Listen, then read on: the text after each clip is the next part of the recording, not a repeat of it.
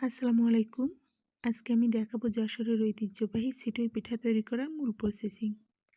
এই পিঠাটা তৈরি করার জন্য সর্বপ্রথম আমাকে কুসুম গরম পানি করে তার ভিতরে তেল বা ঘি দিয়ে চালের গুঁড়ির সঙ্গে একত্রে মিক্সড করে কড়াইয়ে তেল ব্রাশ করে এভাবে ছিটিয়ে ছিটিয়ে তৈরি করতে হবে।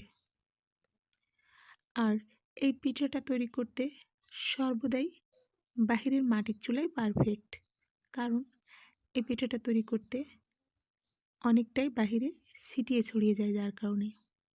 আর মাটির চুলায় পিঠাটা বেশি সুন্দর হয়।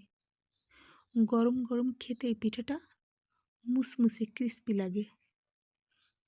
আর এটা মাংসের সঙ্গেই পরিবেশন করা হয়।